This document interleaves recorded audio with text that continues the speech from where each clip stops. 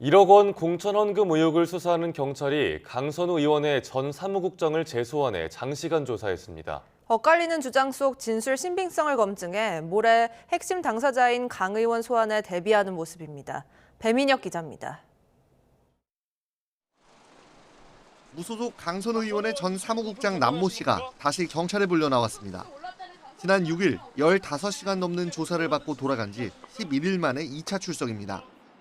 남 씨는 강 의원 지시가 있었는지 등을 묻는 취재진 질문에 입을 굳게 다물었습니다. 강선우 의원 지시로 금품 전달하신 겁니까?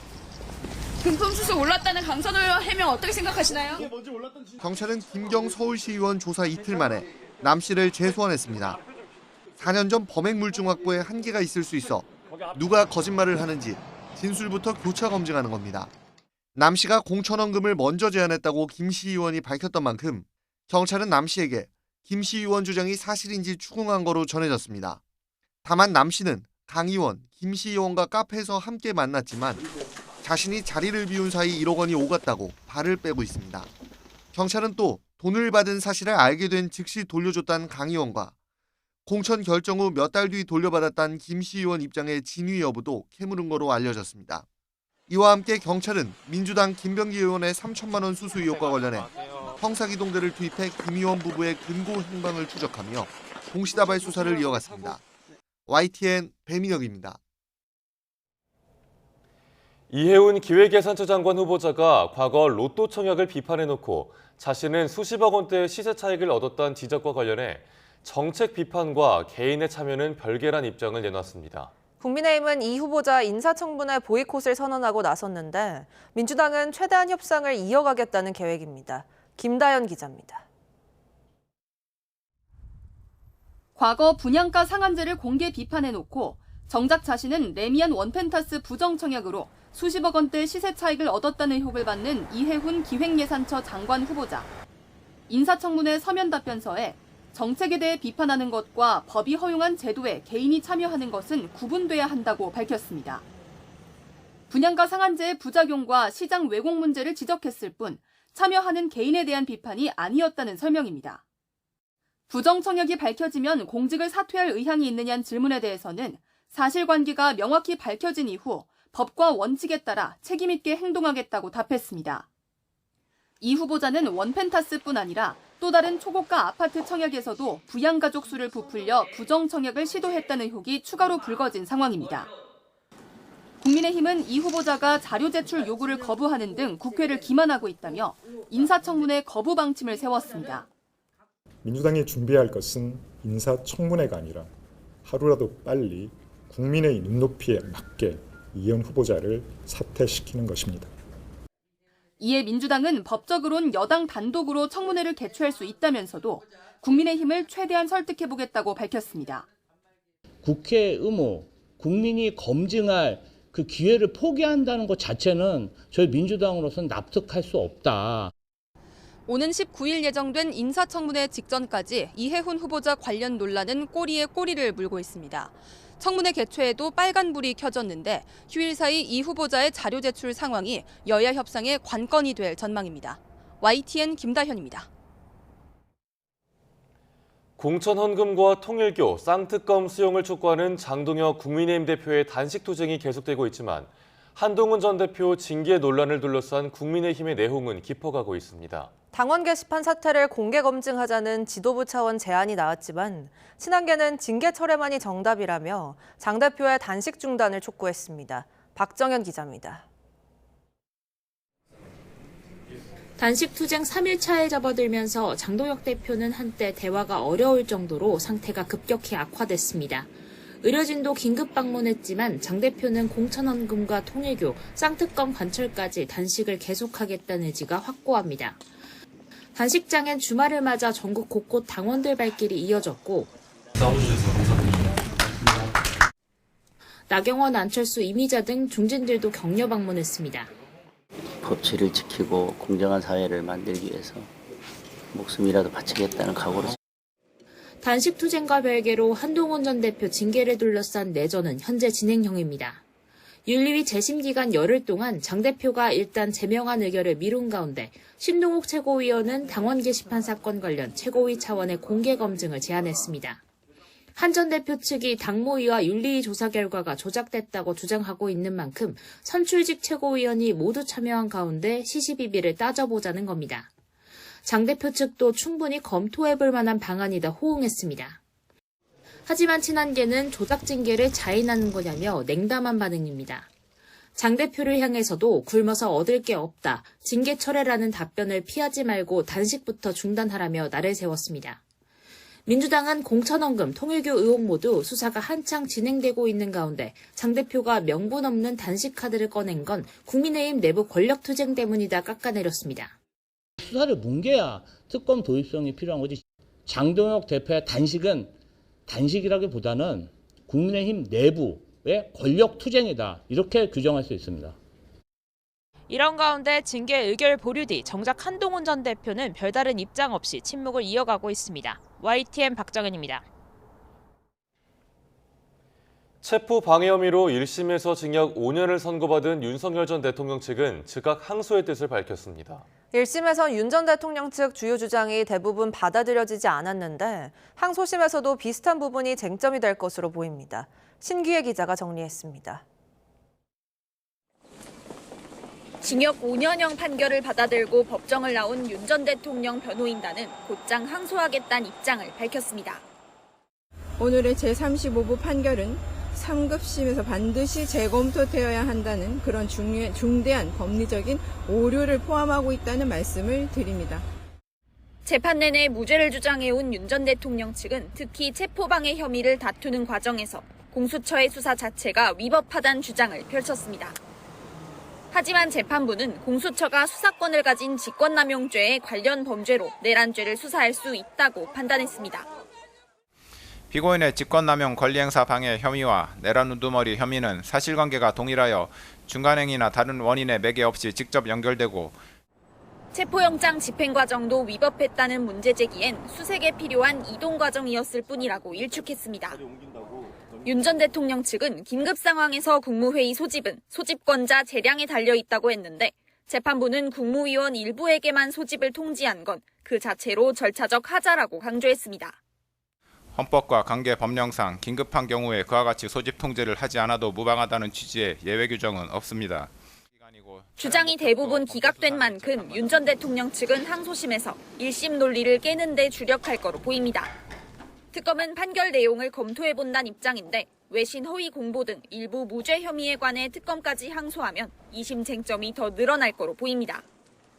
YTN 신기혜입니다. 윤석열 전 대통령의 내란 우두머리 혐의 재판 내내 방청석 대다수는 열성 지지자가 채웠습니다. 구형 때마다 욕설이나 헛웃음이 터져나오고 피고인은 지지자들에게 호소하는 모습이 집회나 유세장을 방불케 했다는 지적이 나옵니다. 이준엽 기자가 보도합니다. 윤석열 전 대통령의 사형 구형 순간 법정을 채운 것은 방청석에서 터져나온 폭소와 욕설이었습니다. 이에 피고인 윤석열에게 사형을 구형합니다. 정숙해 주세요. 예. 김용현 전 국방부 장관을 비롯한 다른 피고인들의 구형 순간에도 소란은 이어져 최대 사형에 이르는 중대범죄 재판정에 옹호와 응원이 연신 울려 퍼지는 웃지 못할 일이 벌어졌습니다. 김용현에게 무기징역을 구형합니다. 윤 전 대통령도 이에 호응하듯 극우적 주장을 인용하더니 어느 방송인은 방송으로 전국에 전 세계에 시작한다고 알리고 2-3시간 만에 국회가 그만두는 내란을 보셨습니까? 하루에도 몇 번씩 기도하고 있다며 지지자를 의식한 발언도 이어갔습니다. 많은 국민과 청년들이 계엄령이 나라의 심각한 상황을 깨우치게 해준 계몽령이 되었다고 알고 있습니다. 변호인단은 아예 발표 자료를 준비해 들고는 대국민 유세전을 펼치기도 했습니다. 제가 이걸 보고 묻겠습니다. 특검에 묻고 방청객들에게 묻겠습니다. 그리고 이 방송을 보는 국민 여러분에게 묻겠습니다. 국무의 심의가 존재하지 않았습니까? 윤 전 대통령 재판에선 결심 공판이 아닌 날에도 지지자들의 응원으로 소란스러워지는 일이 반복됐습니다. 그때마다 재판장인 지규현 부장판사는 적극적인 조치는 거의 없었습니다.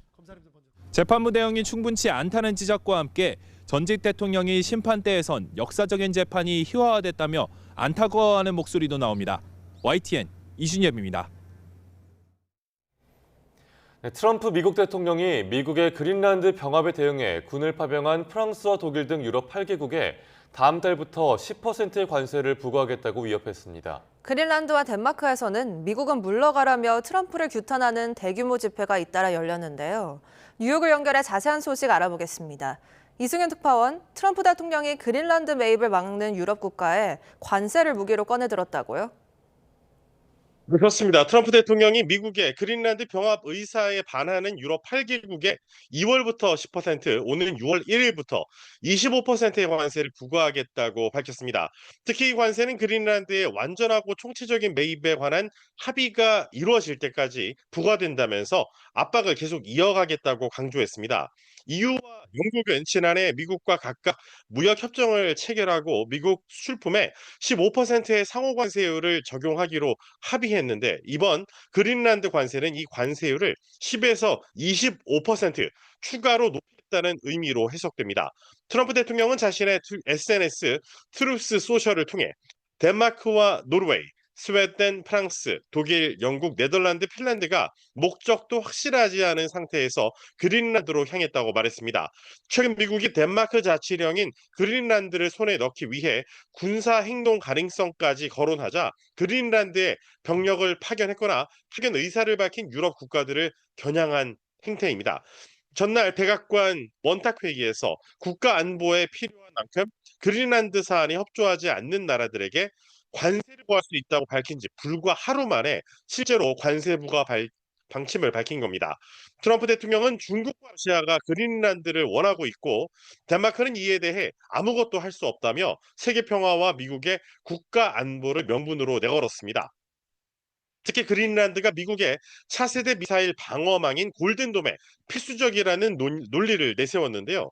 그러면서 미국은 덴마크 등 유럽 국가들과 즉각 협상할 준비가 돼 있고 향후 관세, 이 그린란드 문제를 논의할 수 있다는 입장을 표명했습니다. 네, 이렇게 그린란드 병합 의지를 굽히지 않고 있는 트럼프 대통령에 대해서 유럽의 반응은 어떻습니까? 유럽 각국은 거세게 반발하며 맞대응을 천명했습니다.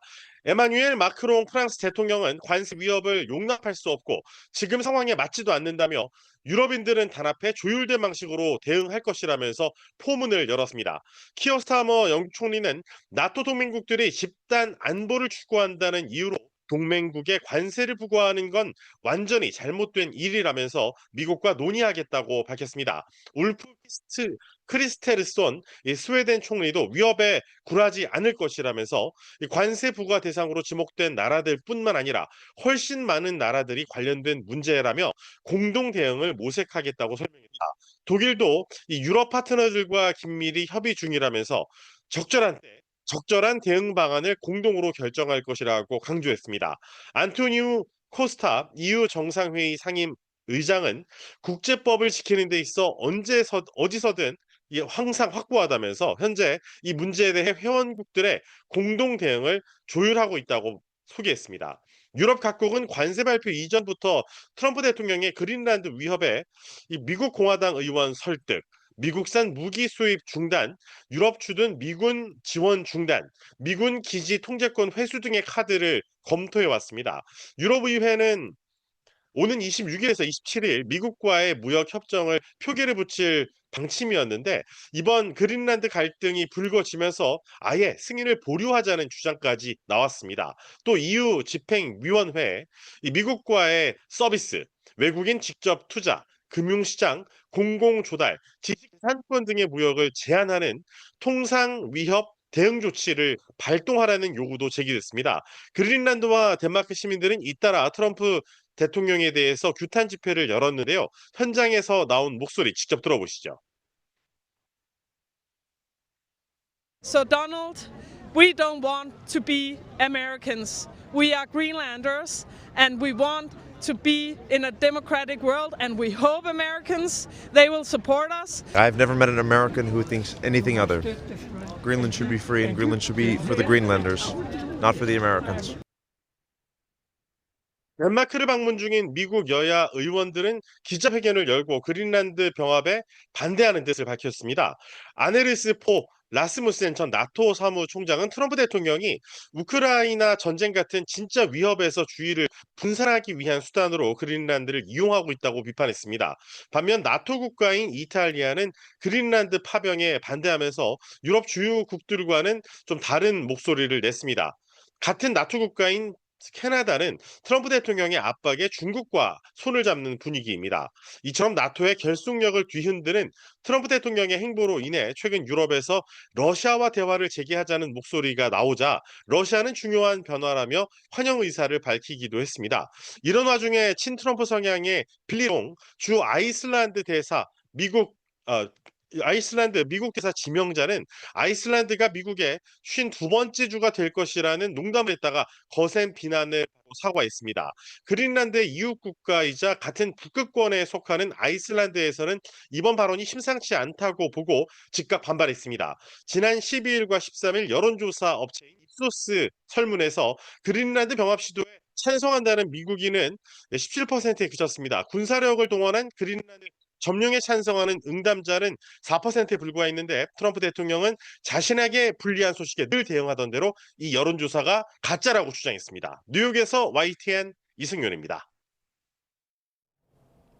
네, 방미 일정을 마치고 돌아온 여한구 통상교섭 본부장은 미국의 반도체 포고령이 우리 기업에 미치는 영향이 현재 상태로서는 제한적이라고 밝혔습니다. 하지만 2단계 조치가 어떻게 나올지 알 수 없기 때문에 안심할 단계는 아니라고도 강조했습니다. 여 본부장의 말 직접 들어보시죠. 아직 초기 단계라도 조심스럽습니다만 지금 현재 1단계 요번에 발표된 1단계 조치는 엔비디아와 AMD의 첨단 칩 그 두 종류에 이제 초점이 맞춰져 있고 우리 기업들이 주로 수출하는 그런 메모리 칩은 지금 이제 제외되어 있기 때문에 현재 상태로서는 당장의 영향은 좀 제한적이라고 보고 있습니다만 지금 또 이제 2단계는 또 언제 또 어떤 형태로 이게 확대돼서 나올지 모르기 때문에 저희가 아직 안심할 단계는 아니고 반도체 부분은 우리가 주요국 대비 불리하지 않은 수준으로 이제를 대우를 한다라는 합의를 한 바가 있습니다. 그래서 이번에 이제 미국과 대만 간의 협의 결과가 나왔기 때문에 그런 것도 참조를 하면서 앞으로 이제 구체적인 부분에 있어서는 이제 추가로 이제 협의를 해 나가야 될 그런 부분입니다. 한국가전의 자존심 LG전자가 지난해 4분기 1,000억 원이 넘는 적자를 기록했습니다. 삼성 역시 반도체를 뺀 가전사업 실적은 부진을 거듭하고 있는데요. 가전업계 위기가 어디에서 시작된 건지, 앞으로 전략은 무엇인지 박기환 기자가 짚어봤습니다. 삼성과 LG, 글로벌 시장을 주름잡던 두 회사의 가전 부문 경영 실적에 빨간불이 들어왔습니다. LG전자는 지난해 4분기 9년 만에 1,000억 원이 넘는 적자를 기록했습니다. 삼성전자 TV 가전사업 부문 역시 적자폭이 4분기 들어 더 확대됐을 것으로 보입니다. 수출 실적도 함께 미끄러졌습니다. 지난해 가전 수출액은 1년 사이 9% 가까이 줄었는데 1월 초 기준으로 전년 대비 반토막이 났습니다. 문제는 가전 사업의 수익성 악화가 단기 불황이 아니라 구조적 위기라는 점입니다. 프리미엄 제품을 팔 수 있는 북미와 유럽 등 선진국 시장 수요는 좀처럼 늘지 않는 상황에서 중국 업체들은 중저가 제품으로 물량 공세를 퍼붓고 있습니다. 중국과 기술 격차를 유지하기 위해 투자를 확대해도 판매량은 그대로인 이유입니다. 스마트폰과 태블릿 PC 등의 등장으로 가정용 TV 수요 자체가 줄어든 영향도 큽니다. 대체할 수 있는 그런 제품들이 여러 개 있어서 TV 같은 경우는 좀 전체 시장 규모가 성장하기는 상당히 어렵다. 제품 가격이 평균 단가가 올라가야만 시장 규모가 커지는 그런 구조인 거잖아요. 여기에 지난해부터는 대미관세 부담이 원가에 전가됐고 인공지능 가전에 탑재될 반도체 가격 인상까지 수익성 악화에 기름을 부었습니다. 이 때문에 삼성과 LG 모두 여전히 글로벌 가전 시장에서 선두를 유지하면서도 당장 사업 체질 전환을 서두를 수밖에 없습니다. 인공지능 가전 확대로 주도권을 강화하고 냉난방 공조와 로봇 등 신사업 개척에 집중한다는 방침입니다. 부품 사업을 포함해서 내년부터는 홈로봇 사업도 본격적으로 좀 시작을 하려고 합니다. 데이터 센터 냉각 기술을 포함한 AIDC를 포함한 HVAC 부분, 이런 부분에 B2B 영역이 있고요.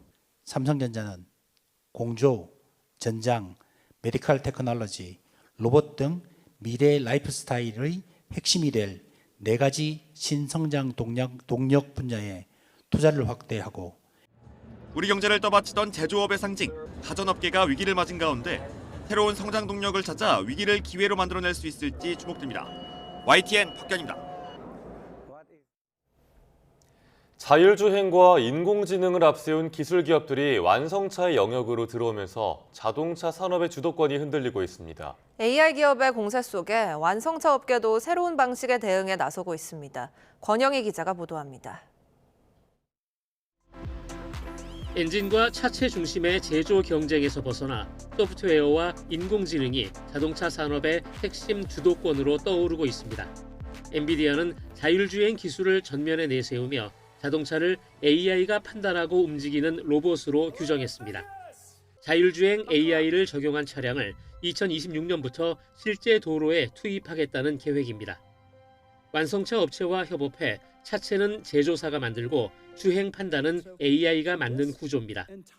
But every single car will have autonomous vehicle capability. Every single car will be AI powered. 시장에선 AI 기업들이 자동차 산업의 중심으로 들어오고 있다는 신호로 받아들입니다.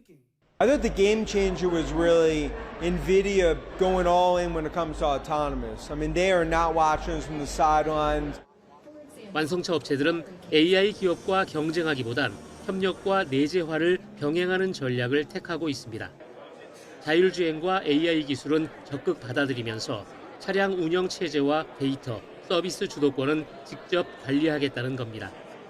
차량을 단순한 이동 수단이 아니라 소프트웨어와 콘텐츠, AI 경험이 결합된 플랫폼으로 확장하고 있습니다.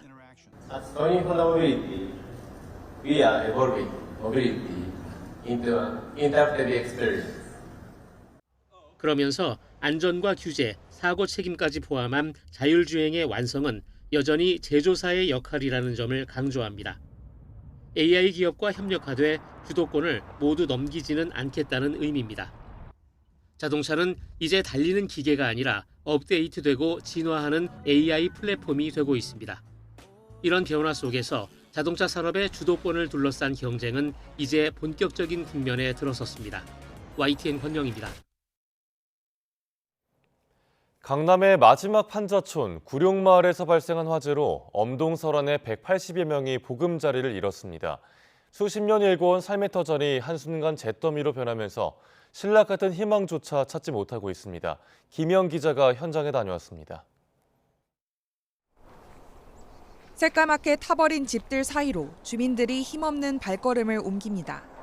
삽으로 잿더미를 뒤적이며 건질만한 물건이 있는지 살펴보지만 이내 빈손으로 돌아서고 맙니다. 화마 피해를 입은 집입니다. 지금은 사라진 문을 지나 들어가면 부엌과 방이 있던 자리가 보이는데 이제는 살림살이 잔해만 남아 단란했던 기억을 찾아볼 수 없습니다. 30년을 살아온 제2의 고향 같던 집이 순식간에 흉물로 변해버린 현실이 믿기지 않습니다. 집은 여기 따뜻하고 편안했어요. 공기도 좋고. 근데 그 이제 삶의 터전이 없으니까 마음 아프죠. 어떻게 계획은 아직까지 없어요. 팍팍한 살림에도 더 나은 내일을 바라며 이곳에서 20년을 버텨왔지만 당장 생계가 걱정입니다. 3번이나 막 울었어요. 겨울 이거 하나도 못 꺼내고 임대 아파트라도 좀 줬으면 좋겠어요. 우리 아저씨도 일거리 찾으려고 땡이 봤는데 다 안 써요. 화재 피해를 입지 않은 이웃 주민 역시 동고동락해온 이들의 딱한 처지가 눈에 밟힙니다. 답답하고 참담하죠. 아시는 분은 그 얼마 전에 쓰러져가지고 몸도 안 좋은데 집까지 이렇게 되면 그 옆을 지나갈 때마다 저 양반 어떡하지. 120여 세대 전소로 거리에 내몰린 이재민 180여 명은 근처 호텔 등 임시 거주지에서 불편한 생활을 이어가고 있습니다. 이 지역 재개발을 맡은 서울주택도시개발공사는 이들에게 임시주택을 지원할 방침입니다. 관계당국은 또 오는 19일 합동감식에 나서는데 엄동 설안에 칼바람보다 차가운 비극을 마주한 주민들 한숨이 깊어지고 있습니다. YTN 김희영입니다. 어젯밤 9시 50분쯤 전북 군산시 나운동에 있는 한 아파트 2층에서 불이 나 30분 만에 꺼졌습니다. 불이 난 세대 안방에 있던 60대 남성은 숨진 채 발견됐고 아파트 주민 4명을 스스로 대피했습니다. 소방당국은 자세한 화재 원인과 재산 피해 규모를 조사하고 있습니다. 길을 건너던 행인을 쳐 숨지게 한 뺑소니범이 경찰에 붙잡혔습니다. 충남 천안 서부경찰서는 특정범죄가중법상 도주치사와 음주운전 혐의로 남성 A씨를 체포해 조사하고 있습니다. A씨는 어제 아침 선거읍에 있는 한 도로에서 길을 건너던 70대 남성을 치어 숨지게 한 뒤 달아난 혐의를 받습니다. A씨는 음주 상태로 운전한 걸로 확인됐습니다. 경찰은 A씨에 대해 구속영장을 신청하고 정확한 사고 경위를 조사하고 있습니다. 올겨울 독감 걸려서 고생한 분들 많으시죠? 그런데 한 번 걸렸다고 마음을 놔선 안 되겠습니다. B형 독감이 예년보다 빠르게 유행하면서 환자가 다시 증가세로 돌아섰습니다. 이문석 기자입니다. 독감, 즉 인플루엔자 바이러스가 다시 확산하고 있습니다. 독감은 지난해 11월 중순 정점을 찍은 뒤 감소세로 돌아섰습니다. 그런데 감소폭이 점점 줄어드는가 싶더니 새해 두 번째 주에 외래 환자 1000명당 의심 환자 40.9명으로 반등했습니다. 바이러스 분석에선 예년과 다른 점도 관찰됐습니다. 1월 두 번째 주에 전체 독감 검사자 중 B형 독감 바이러스 검출률이 17.6%를 보이며 A형 검출률을 넘어섰습니다. 주로 2, 3월에 유행하던 B형 독감이 올겨울에 더 빨리 활동을 개시한 겁니다. 이제 B형 독감의 경우 다시 감염될 수 있습니다. 그렇기 때문에 이미 이전에 걸렸다고 하여서 다시 안 걸리는 게 아니라는 것을 좀 기억할 필요가 있고, 특히 방학 기간인데도 초등학생 독감 의심 환자가 1000명당 127명, 중고생은 97명을 기록해 여전히 유행을 주도하는 거로 나타났습니다. 독감은 감기와 달라서 항바이러스제 등으로 제대로 치료하지 않으면 중이염, 세균성 폐렴, 심근염 등 합병증을 유발할 가능성이 큽니다. 질병관리청은 손 씻기와 마스크 착용 같이 호흡기 감염병 예방 수칙에 더 신경 쓰고 독감에 걸리거나 의심되면 등교나 등원, 출근을 자제하라고 당부했습니다. 또 최근 증가세인 B형 독감 바이러스에 대해 백신의 예방 효과가 확인됐다며 고위험군은 지금이라도 접종을 받으라고 강조했습니다. YTN 이문석입니다. 강원 강릉에서 올해 첫 아프리카 돼지열병 ASF가 확인되고 충남 천안에서도 고병원성 조류 인플루엔자 AI가 추가로 발생하면서 정부가 방역 관리를 더 강화하기로 했습니다. ASF 고병원성 AI 중앙사고수습본부는 김종구 농림축산식품부 차관 주재로 회의를 열어 방역 상황을 점검하고 이같이 결정했습니다. 국산 첫 전투기 KF-21이 지난 3년여간에 걸친 개발 비행시험을 모두 마무리했습니다. 그동안의 비행시험에서 단 한 차례의 사고도 없었고 극한의 비행시험도 모두 통과하면서 올해 하반기부터 공군의 차례로 배치됩니다. 김문경 기자가 보도합니다. 지난 2022년 7월 국산 전투기 KF-21이 첫 시험 비행을 위해 땅을 박차고 오릅니다. 약 30여 분간 시험 비행을 무사히 끝냈는데 이후 5대의 시제기가 더 제작돼 하늘을 날았습니다. 항공기 바퀴가 땅에서 떨어지는 순간이 가장 부담되는 순간이기도 했지만 제 기억에 가장 기억에 남는 뭉클한 순간이었던 것 같습니다. 시험 비행은 지난 3년 6개월간 계속됐고 1,600여 차례를 진행하는 동안 단 한 차례도 사고가 일어나지 않았습니다. 극한 환경에서 견디는 기체 시험도 통과했고 공중 급유는 물론 공대공 무장 발사, 하늘을 자유자재로 나는 고난도 비행도 성공적으로 마쳤습니다. 13,000여 개에 달하는 시험 조건을 통과해 전투기로서의 능력을 입증한 KF-21은 올해 하반기부터 2032년까지 120대가 공군에 인도될 예정입니다. 2, 3세대 전투기인 F4와 F5 전투기를 4.5세대인 KF-21로 대체하면서 영공 방위 능력도 한층 강화될 전망입니다. 방사청은 KF-21의 비행 성능 등을 종합적으로 검증하는 최종 개발 비행 시험을 완료했습니다. 국산 전투기답게 KF-21에 장착되는 각종 무장도 국내에서 개발 중인데 독일의 초정밀 타우러스 미사일을 능가한다는 장거리 공대지 미사일 천령도 개발을 눈앞에 두고 있습니다. 정부는 양산 체계를 안정화하고 수출도 다각적으로 모색할 계획인데 대당 1,000억 원 안팎으로 예상되는 가격대가 관건이 될 것으로 보입니다. YTN 김문경입니다. 미국 조지아주 이민자 구금시설에서 멕시코 국적자가 수감 6일 만에 숨진 채 발견됐습니다. 이민세관 단속국 ICE는 멕시코 국적자 34살 헤베르 산체스 도밍게스가 지난 14일 새벽 조지아주 러브조이 이민구치소에서 숨진 채 발견됐다고 밝혔습니다. 2023년 12월 애리조나 국경을 통해 불법 입국한 도밍게스는 이민법원 출두 영장이 발부된 가운데 지난 7일 리치먼드 카운티에서 교통법규 위반으로 체포돼 이민구치소에 수감됐습니다.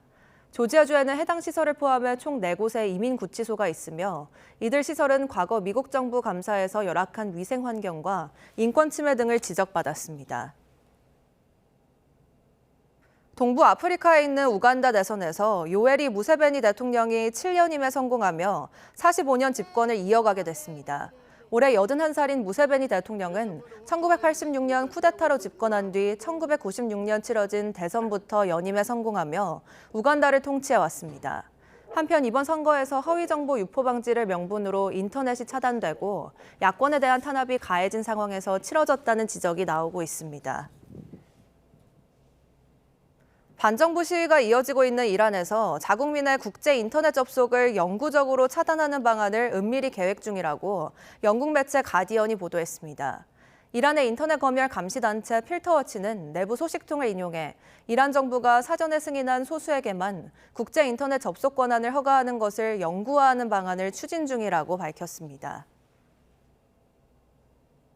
일론 머스크가 소유한 X의 AI 서비스인 그록의 이른바 딥페이크 영상 파문이 전 세계로 확산하고 있습니다. 유명인은 물론 미성년자들까지 피해가 커지면서 각국이 서둘러 접속을 차단하고 있습니다. 김선중 기자의 보도입니다. 일론 머스크의 AI 서비스 그록은 최근 이른바 딥페이크 이미지를 만드는 서비스를 내놨습니다. 사진만 있으면 간단한 입력만으로 노출이 심한 가짜 영상을 만들 수 있게 한 겁니다. 동의도 받지 않고 만든 선정적인 영상이 온라인에 퍼지면서 유명인은 물론 미성년자들까지 피해가 속출했습니다. 당장 일론 머스크의 전 연인까지 피해를 호소하며 소송을 냈습니다. Nude images, it was pretty close to it. And the images that I saw not only of myself, but of I don't even know whose children. 파문이 커지자 동남아시아 국가들은 서둘러 그록 접속을 차단했습니다. 우리나라와 일본 정부도 그록의 대책을 요구했고 영국과 유럽연합은 공식 조사에 착수했습니다. 시민단체들은 구글과 애플에 그록 앱 삭제까지 요청했습니다. We are really imploring Apple and Google to take this extremely seriously. We are telling them that everyone is paying attention. 별거 아니라는 반응을 보이던 일론 머스크도 퇴출 움직임에 서둘러 보완에 나섰지만 불안감은 가시지 않고 있습니다. Now, Grok says it's preventing the editing of images of real people and revealing clothing such as bikinis or underwear. But there's a catch. The restrictions apply only to places where this is illegal. 특히 다른 AI 업체들도 비슷한 서비스 도입을 검토 중인 것으로 알려지면서 AI 영상에 대한 명확한 규제가 필요하다는 지적이 커지고 있습니다. YTN 김선중입니다. 백악관 하면 흔히 치열한 정치가 오가는 곳을 떠올립니다. 하지만 누군가에게 그곳은 매일 아침 강아지와 산책을 하고 가족과 식사를 하는 집이기도 한데요. 미국 대통령 7명을 가장 가까이서 보필했던 백악관의 영원한 집사가 회고록을 냈습니다. 한상욱 기자입니다. 미국 권력의 심장부 백악관. 게리 월터스 씨는 1970년부터 2007년까지 무려 37년간 이곳을 지켰습니다. I have been the longest serving chief usher of the White House, and I've served 7 different presidencies and was proud to do so. 그가 기억하는 백악관은 정치적 격전지가 아닌 누군가의 가정이었습니다. 아침이면 대통령과 함께 남쪽들을 산책하며 소소한 일상을 공유하기도 했습니다. If we had dogs like the Bushes did, both the father and the son, we would walk around the South grounds and I would walk with them and we'd talk about things like their friends. 그가 이번에 낸 회고록은 백악관의 세 가지 얼굴을 담고 있습니다. 대통령의 사생활이 보호받는 집, 국가적 행사가 열리는 무대, 그리고 미국의 역사를 간직한 박물관입니다. When I thought about the book, I was thinking about the history of the White House and trying to establish that the White House is a home and not the political entity. 화려한 조명 뒤에서 묵묵히 대통령의 일상을 지켜온 노병의 기록은 드러나지 않았던 백악관의 인간적인 모습을 보여줍니다. YTN 한상욱입니다.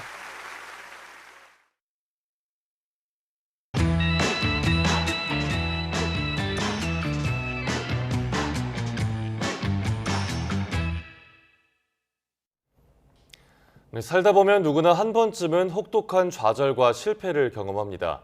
그래서 꽃길만 걸어온 인생보단 숱한 어려움을 견뎌내고 성공한 사람에게 더 많은 박수와 찬사가 뒤따르는데요. 바로 방송인 이상민 씨가 그렇습니다. 사업 실패와 엄청난 빚더미에서 일어나 대한민국 최고 예능인으로 우뚝 선 이상민 씨를 박순표 기자가 만났습니다. 좋은 일만 있지는 않았어. 미안해요. 이건 나의 진정이에요.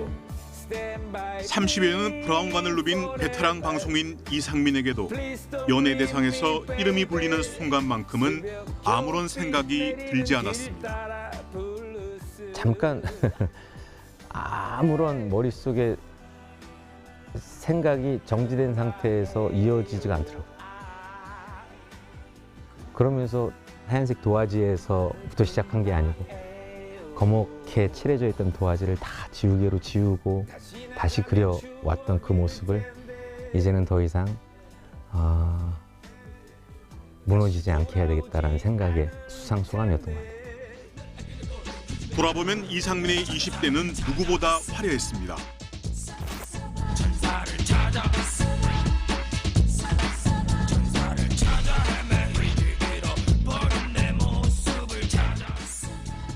인기 혼성그룹 룰라의 리더로서 잘나가는 제작사 대표로서 굵직굵직한 그룹과 음반을 성공시키며 K-팝 역사에 한 획을 그었습니다.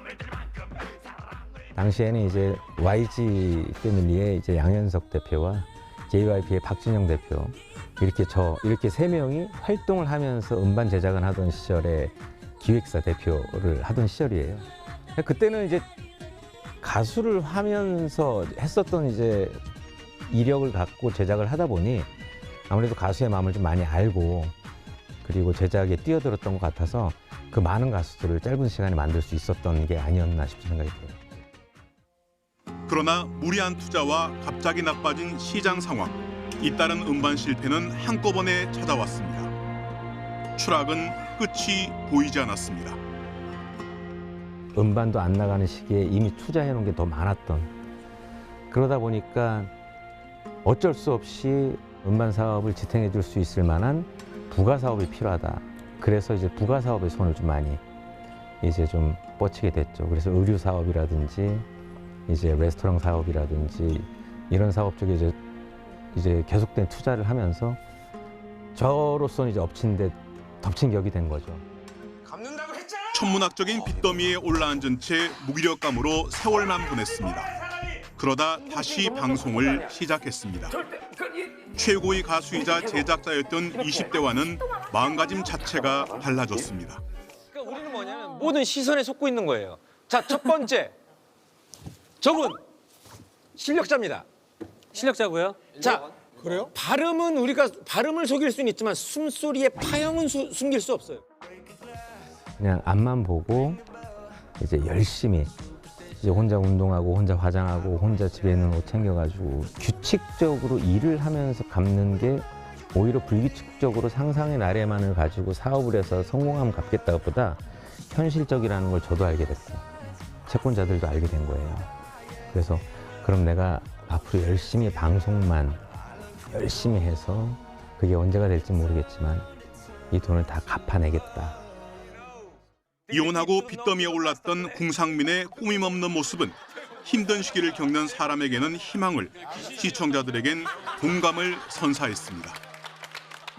채권자를 만나서 밥을 한 끼 먹는 것도 이 방송을 통해서 나갈 수 있었던 콘텐츠다라는 것도 또 최초로 또 막 여러분들께 좀 보여지게 됐던 거였고, 일주일에 12개 프로그램을 한 연예인이 어떻게 소화하는지 모습도 하루에 2시간씩 자면서 이제 일주일의 모습을 또 보여주었던 모습도 담겨 있고, 그러니까 어떻게 보면 제2의 저의 모든 삶의 아카이브가 다 담겨 있죠. 10여 년 성실하게 하루하루를 살아낸 이상민에게 비청사는 어떻게 보면 지난 삶에 대한 보상일지 모릅니다. 누구보다 화려한 20대를 거쳐 고통과 절망의 30, 40대를 이겨내고 이제야 새로운 출발선에 선 이상민. 앞으로 이상민의 인생과 방송을 더 응원하게 되는 이유입니다. YTN 박순표입니다. 인기 요리 예능 흑백요리사의 2번째 시즌이 시청자들의 많은 관심 속에 최근 막을 내렸죠. 그야말로 돌풍을 일으켰던 첫 시즌 때와는 반응이 다르다는 평가도 적지 않지만 예능 IP의 새 가능성을 보이며 업계에만큼은 뚜렷한 존재감을 남겼습니다. 송재인 기자입니다.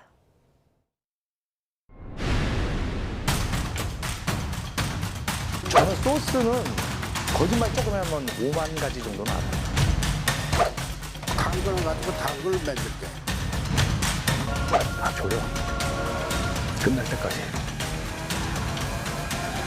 다시 돌아온 흑백의 대결은 이번에도 여러 화제의 장면을 남겼습니다.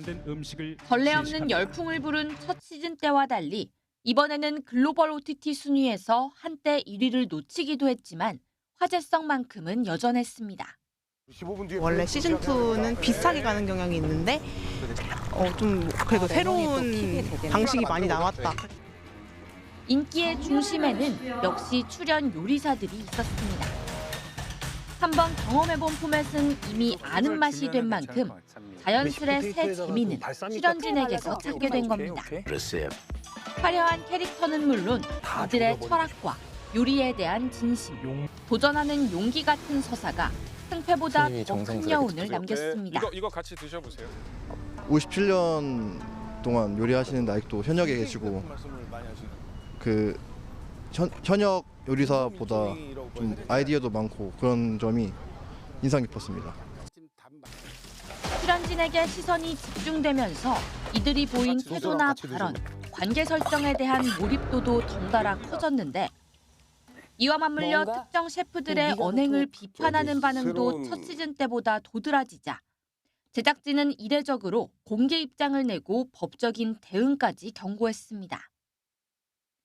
최근 대중들이 방송인에게 요구하는 잣대가 엄격해진 흐름이 예능을 소비하는 기준 가운데 하나로도 작용한 사례라는 분석이 나옵니다. 아무래도 시청자 입장에서는 당연히 그런 좀 겸손하고 이러면 더 좋겠지만 그래도 이렇게 사람이 되게 다양하잖아요. 그래서 여러 시선으로 명장님 식감추를 잘 다만 출연진 개개인에게 쏟아진 관심이 2번째 시즌에 주목할 만한 성과를 만들어내기도 했습니다. 출연 셰프들이 뒷얘기를 푸는 별도 영상이 프로그램 본편 못지않게 인기를 끈 겁니다. 반갑습니다. 검증된 IP가 계속해서 재활용되는 이른바 시즌제 예능들에 대한 시청자 피로도가 쌓이던 상황에서 흑백요리사는 플랫폼 밖에서 파생 콘텐츠를 흥행시키며 예능 IP 확장을 이뤄낸 흔치 않은 사례로 남게 됐습니다. 변화를 위한 변화는 지향을 하되 그래도 시즌2인 만큼 분명히 좀 새로운 모습을 또 보여드려야지. 최근 다양한 채널에서 쿡방, 요리 경쟁 프로그램까지 잇따르면서 흑백요리사 시리즈는 예능 업계에만큼은 독보적인 존재감을 붙였다는 평가가 나옵니다. YTN 송진입니다.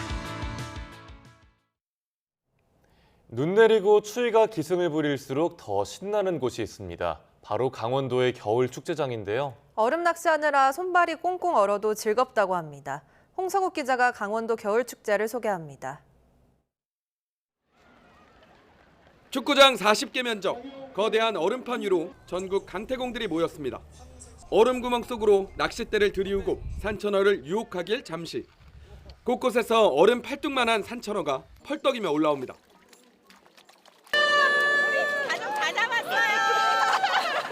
이 산천어 얼음 낚시 요령을 좀 알려드리면요. 이렇게 얼음 구멍 속을 들여다보면 이 산천어가 움직이는 게 보이는데 미끼를 물 때 이렇게 낚싯대를 잡아채면 됩니다. 얼음 낚시를 즐기는 모습도 각양각색.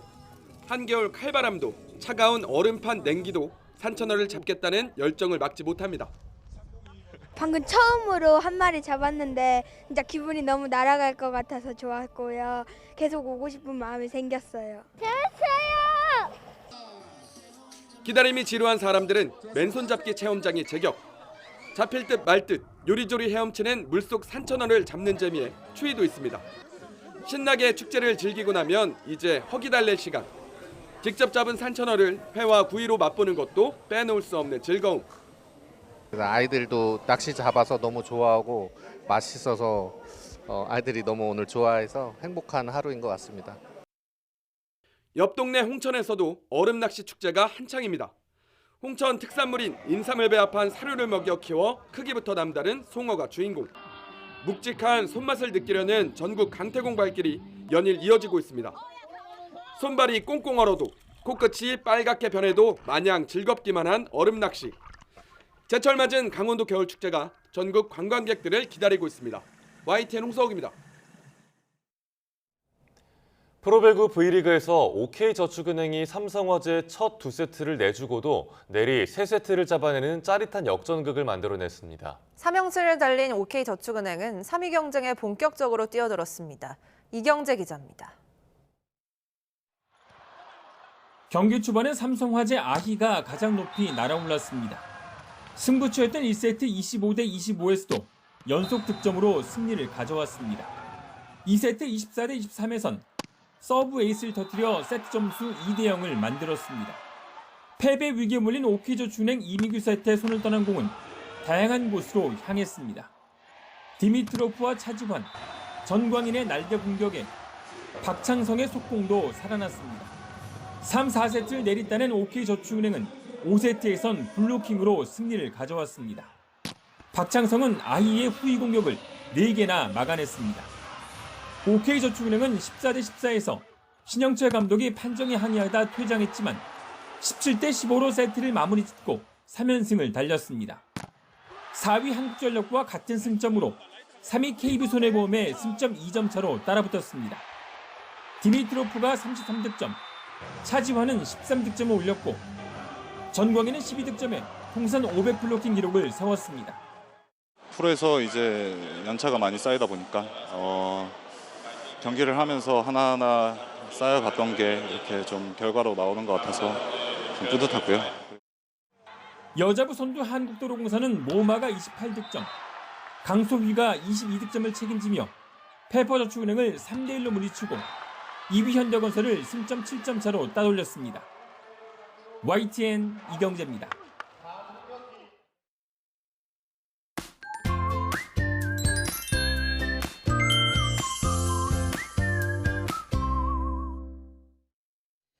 현재 서울의 체감 온도는 영하 6.5도로 춥습니다. 하지만 낮에는 지금보다 기온이 10도 이상 크게 오르겠는데요.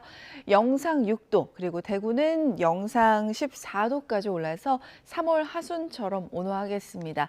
하지만 오늘도 대기질이 아쉽습니다. 대기 정체로 대부분 지방의 공기질이 탁할 것으로 보입니다. 또 동해안은 건조한 날씨에 바람까지 불고 있습니다. 불조심해 주시고요. 오늘 낮 동안에는 대체로 막다가 밤부터 수도권과 강원도에는 눈 날림이, 강원 북부에는 비나 눈이 조금 내릴 것으로 보입니다. 현재 기온 살펴보겠습니다. 현재 춘천이 영하 6도, 대구가 영하 2.2도, 부산은 영상 6.6도고요. 낮 기온은 서울이 6도, 청주와 세종, 대전이 8도, 대구와 부산은 14도까지 오를 것으로 보입니다. 화요일부터는 강력한 한파가 찾아올 전망입니다. 날씨였습니다.